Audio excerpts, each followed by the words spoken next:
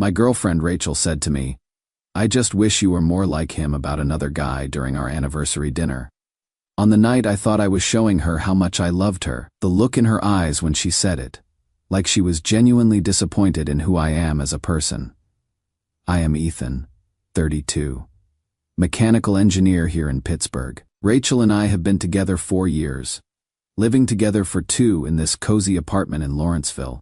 I thought we were solid, you know. We do Steelers games together. I fix things around the house. She loves her Instagram food posts and comparing restaurant trends. Simple life. But I thought we were genuinely happy. I mean, we had our routines. Saturday mornings at the Strip District Farmers Market. Sunday afternoon projects where I would build something and she would organize our space. She would curl up next to me while I worked on my laptop doing freelance consulting.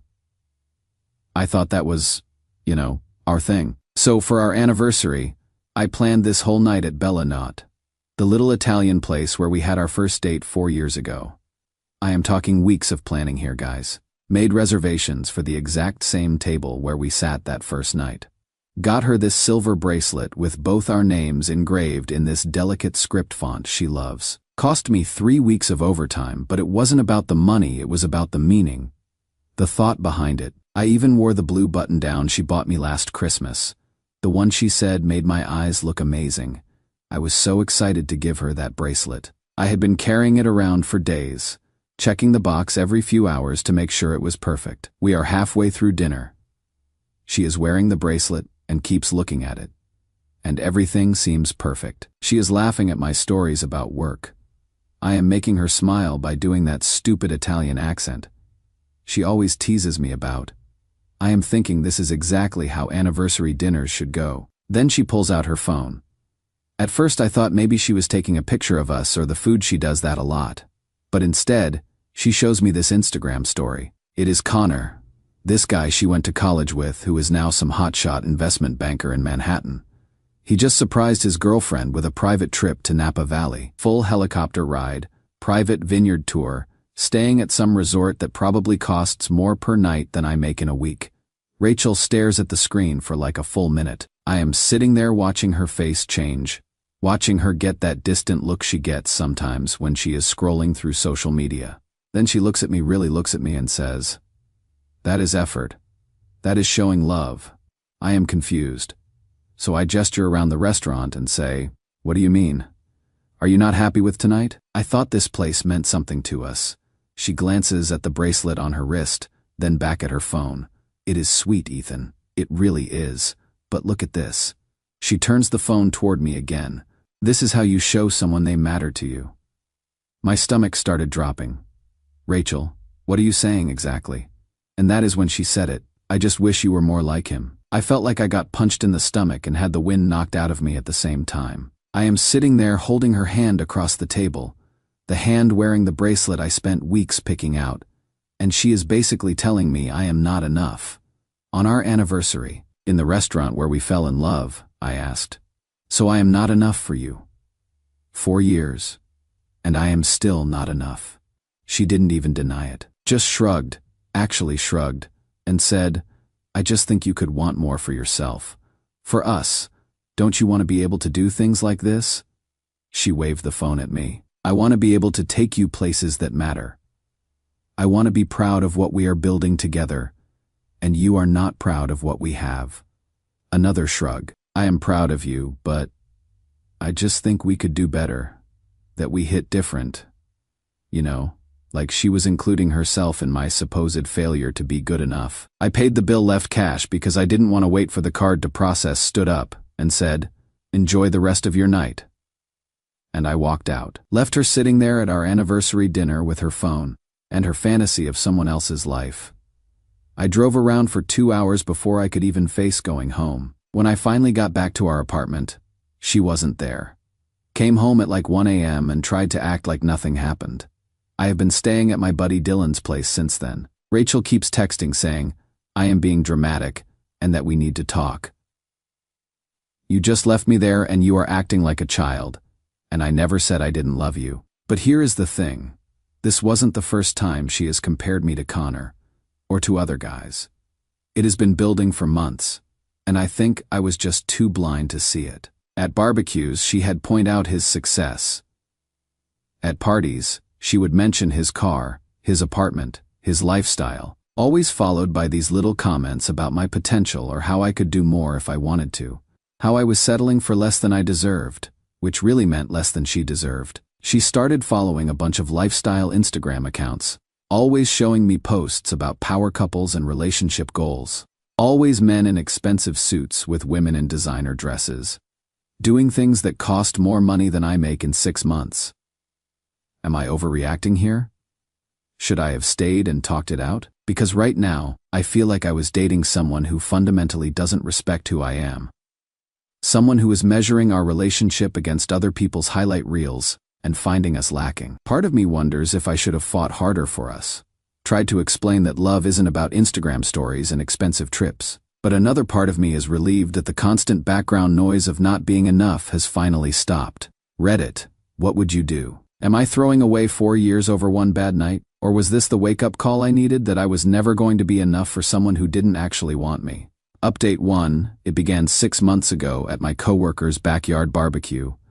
Rachel met Connor. There turns out they knew each other from college but hadn't seen each other in years. He was visiting Pittsburgh for work, some big banking conference, and he showed up to this casual cookout in a suit that probably cost more than my monthly rent. I watched Rachel's face light up in a way I hadn't seen in years. She hung on every word as he told stories about his Manhattan lifestyle. Designer everything. Expensive restaurants 3 nights a week, weekend trips to the Hamptons, spontaneous flights to Miami.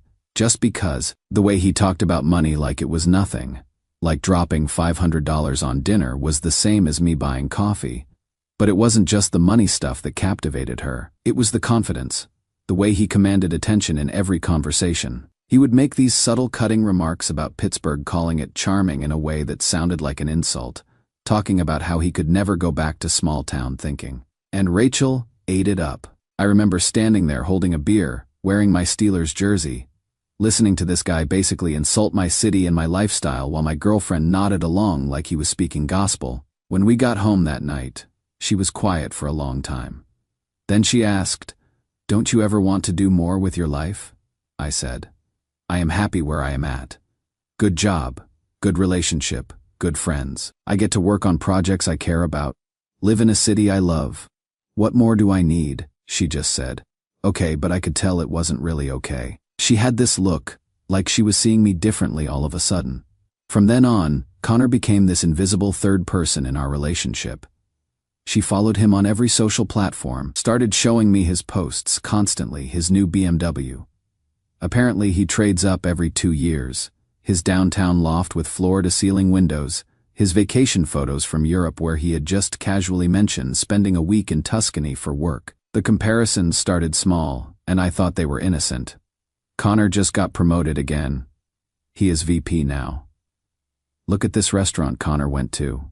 Have you ever seen a place like this? Connor's planning to buy property in the city, investment property. Then they got more personal. You know, Connor's really ambitious. He is already planning his next career move. I bet Connor would love a challenge like that engineering project you are working on.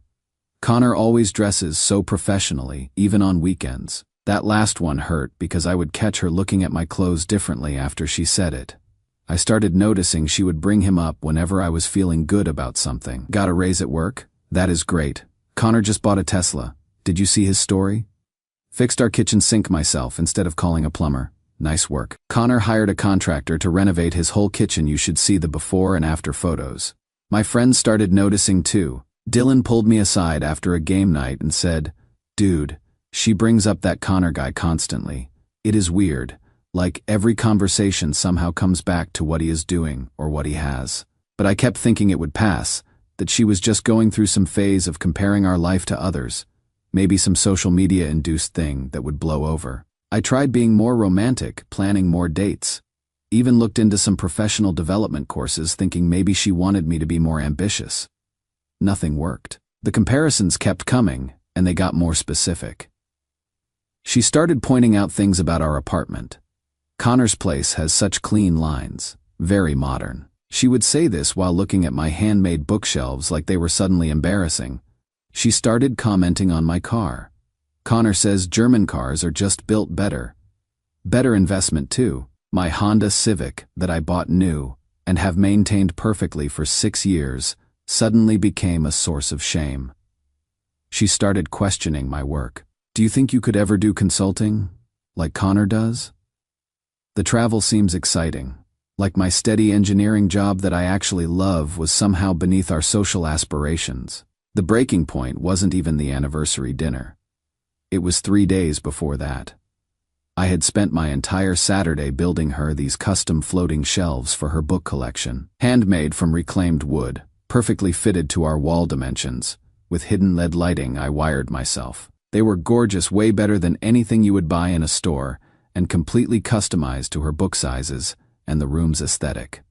I was so proud of them, spent weeks planning the design, sourcing the wood, measuring everything twice. She seemed excited when I was building them, bringing me coffee and asking questions about the process. She posted a picture of them on Instagram with this caption: "My talented boyfriend made these custom shelves for my book collection." Within an hour, she showed me Connor's response. "Nice. I just had a designer do my whole living room. You should see the built-ins they installed: floor to ceiling, integrated sound system, climate controlled for my rare book collection. Worth every penny for real craftsmanship." She stared at his comment for a long time. Then she looked at my shelves, then at his response, then at me. "These are really nice, Ethan. But imagine what a professional could do, you know? Like, if we had the budget for real custom work." That is when it hit me like a freight train. I wasn't competing with Connor, I was competing with a fantasy. This perfect life she had built up in her head where she was dating someone better. Someone who could afford to hire designers instead of building things himself. Someone who collected rare books instead of reading paperbacks from the library. Someone who had a budget for custom work instead of a boyfriend who did the work himself. My handmade shelves, which I thought showed love and effort and skill, were suddenly just evidence of what we couldn't afford to buy. After the anniversary disaster, I moved my stuff out while she was at work. Left a note saying I needed space to think. She came home and immediately started blowing up my phone. The texts were illuminating. At first it was, "You are being childish, and we need to talk like adults." When I didn't respond, it became, "I never said you weren't enough, and you are twisting my words. I was just sharing what I saw." But then, when she realized I was serious about staying away, the real truth came out. "I just want us to have more." Is that so wrong? Connor shows me what is possible if you really apply yourself. I see what other couples our age are accomplishing, and I want that for us. I am not asking you to be someone else. I am asking you to be the best version of yourself. Connor just has this drive, this ambition. I wish you wanted success the way he does. There it was. After 4 years together, I would become the settling option while she fantasized about someone else's life, someone else's drive, someone else's success. I am not saying I am perfect. Maybe I could be more ambitious in terms of career advancement. Maybe I could make more money. Maybe I could want more material things. But I am a good man. I am loyal. I am kind. I work hard at something I am passionate about. I love deeply and consistently, and that should be enough for someone who claims to love me back. The thing is, I actually am ambitious, just not about the things Connor's ambitious about. I am ambitious about doing good work that matters. I am ambitious about building things with my hands that last. I am ambitious about having genuine relationships and being part of a community. I am ambitious about learning new skills and helping other people. But none of that looks impressive on Instagram. I haven't blocked her, but I muted all her notifications. The silence is peaceful, honestly. No more constant reminders of how I am not measuring up to some arbitrary standard I never agreed to compete for. Connor, by the way. He is visiting Pittsburgh again next week. She told Dylan's girlfriend. Who told Dylan?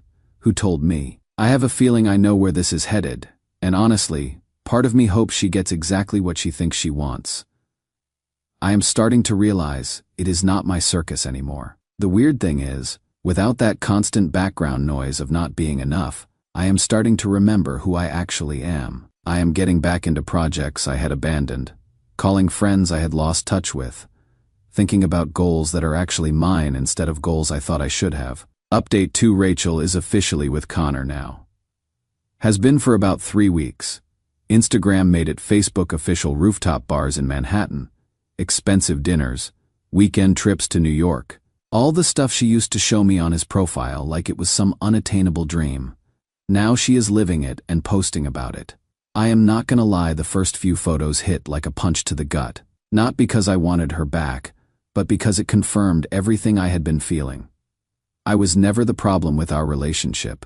I was the placeholder until something better came along. But here is what is crazy. I don't feel angry anymore. I feel free. I have been staying with Dylan and his girlfriend Sarah. They have been incredible, but more importantly, they have helped me see how toxic things had gotten. Sarah said something that really stuck. Faithin, you used to light up when you talked about your projects, your work, your interests. This last year, you only talked about what you weren't doing right. Asterisk, she was right. I had stopped talking about the custom motorcycle I was restoring, the freelance consulting work I had picked up, the volunteer coaching I do for the local high school robotics team. All the things that make me me. Rachel never asked about any of that stuff because it wasn't Instagram worthy enough. So I started leaning back into it. Hit the gym consistently for the first time in years. Started playing pickup basketball at the community center. Got back into my motorcycle project. Turns out when you are not constantly being told you should want more, you can actually enjoy what you are working on. The freelance consulting thing has exploded too. Turns out, when you are not spending all your mental energy trying to measure up to someone else's boyfriend, you have bandwidth for actual productive work. I have got 3 clients now, and one's talking about bringing me on full-time. The loneliness hits sometimes, especially in the evenings. 4 years of shared routines don't just disappear, but there is something powerful about silence, after months of background noise telling you are not enough. Here is the kicker: my friend Mike works downtown, and he has been seeing Rachel and Connor around the city. According to him, Connor is not who she thought he was. Apparently, Connor treats service workers like garbage, talks down to everyone, and makes cutting comments for sport. Mike saw them at dinner last week and said Connor spent the entire meal critiquing everything and telling Rachel how Pittsburgh was trying too hard to be something it is not. Another friend, Jessica, ran into them at coffee. Connor was on his phone the whole time while Rachel tried to get his attention. When she mentioned wanting to visit the Carnegie Museum, he apparently said, "Faye, why would you waste time on local art? It is probably not worth seeing if it is not in a real city." Asterisk, the guy she thought was so sophisticated and ambitious. He is just arrogant. And mean. Look, I am not sitting here hoping they break up so I can swoop back in. That ship has sailed. But there is something satisfying about watching someone get exactly what they asked for and realizing it is not what they wanted. Meanwhile, I am rediscovering parts of myself I had forgotten about. Started taking that welding class at the community college I had been talking about for years but never had the time for. I am also considering this consulting opportunity that would let me work remotely and travel. Something I never would have pursued while trying to build the stable, traditional life Rachel wanted. The best part, I am remembering what it feels like to be around people who actually like me for who I am. Dylan and Sarah, my coworkers, the guys from basketball, none of them think I need to be more like someone else. I don't know what is next. Maybe I will stay in Pittsburgh. Maybe I will chase that consulting opportunity to different cities. But for the first time in months, those decisions feel like mine to make. No more constant scoreboard. No more wondering if I am enough. No more competing with fantasies and Instagram posts. Just me, figuring out what I actually want instead of what I am supposed to want. Final update. Hey Reddit, time for the final chapter of this saga. And honestly, it has got an ending I never saw coming. First, let me address the obvious question. Yes, Rachel reached out. About a month ago, I got the text I think we all knew was coming. "I think I made a mistake. Can we talk?" I read it. I didn't reply. 2 days later, "Please, Ethan. I know you are angry, but I miss us." Still nothing from me. A week after that, "Connor isn't who I thought he was. You were right about everything." I actually laughed at that one. Not mean-spirited. Just the absurdity of it all. She spent months convincing me I wasn't enough, left me for the fantasy guy, and now wanted to come back because reality didn't match Instagram. But here is what actually happened that changed everything. I met someone. Her name's Claire. She is 28, works as a nurse at UPMC, and I met her at the gym where I have been working out. Not some dramatic movie moment. She just asked if I was done with the squat rack. We started talking about the Steelers, and somehow ended up grabbing coffee after our workout. No fireworks, no instant soulmate connection. Just ease, comfortable conversation, shared jokes, the kind of steady presence that makes you realize how exhausting drama actually is. We have been seeing each other for about 6 weeks now. Taking it slow, no pressure, no rushing into anything serious. She knows about Rachel. I know about her ex who moved to California for work. We are just two people getting to know each other without baggage dictating the pace. But here is the thing about Claire, she has never once made me feel like I should be different. When I told her about my motorcycle project, she asked to see it. When I mentioned the robotics coaching, she thought it was cool that I volunteered with kids. When I cooked dinner at my new place, yeah, I got my own apartment finally. She didn't compare it to some restaurant she saw online. She just appreciated it. Appreciated me. I had forgotten what that felt like. So last weekend, Dylan threw his annual summer barbecue, same crowd as last year, including some mutual friends with Rachel. I brought Claire, introduced her around, had a genuinely good time. About 2 hours in, Rachel showed up. Alone. The room got quiet for a hot second. You know how it is when everyone knows the drama but nobody wants to acknowledge it. Rachel looked around, saw me with Claire, and I watched her face change. Claire, bless her, immediately understood the situation. She squeezed my hand and said quietly, "I am going to grab us some drinks and let you handle this. No drama, no possessiveness, just giving me space to deal with my past." Rachel approached looking different, smaller, somehow less confident than the woman who used to scroll through Connor's Instagram and point out everything I wasn't. "Hi, Ethan." "Hey, Rachel, she seems nice." Nodding toward Claire, "She is. I have been trying to reach you." "I know." Long pause. Then, Connor and it didn't work out. I figured he wasn't who I thought he was. He was actually kind of cruel. I didn't say anything. What was I supposed to say? "I told you so." "Sorry, your fantasy imploded." Then she said, "I was stupid, Ethan. You were a good man, and I threw it away for something that wasn't even real." And for a second, I felt bad for her. Because she was right, she had thrown away something real for a fantasy. And now she was dealing with the consequences. But then she kept talking. "So this is why you ignored me, because you found someone else."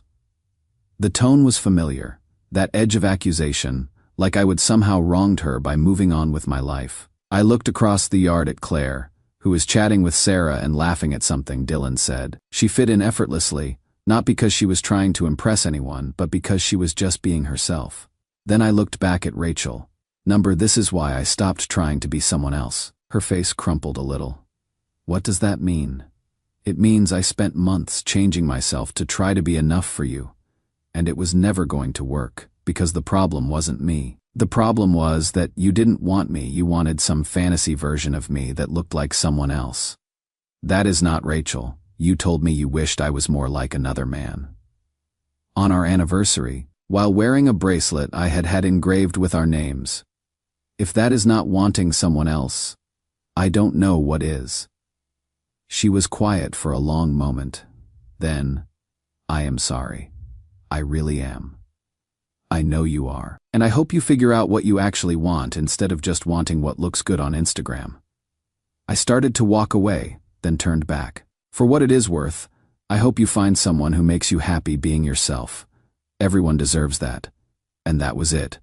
No screaming, no dramatic confrontation, no movie-worthy comebacks. Just the end of a chapter I had been ready to close for months. Claire appeared at my side a few minutes later with 2 beers and a knowing smile. "You okay?" "Yeah, I really am." We stayed for another hour, played some cornhole, laughed with friends, acted like normal people at a normal barbecue, Because that is what we are, normal people living a real life instead of performing for social media. I don't know if Claire and I will work out long term. Maybe we will. Maybe we will not. But I know this. I am not going to change myself to try to be enough for someone again. I am not going to compete with fantasies or Instagram posts, or someone else's definition of success. I am just going to be me. And if that is not enough for someone, they are not the right someone. Rachel texted me once more after the barbecue. "You look happy," I replied. "I am. And you know what? Reddit? I really am."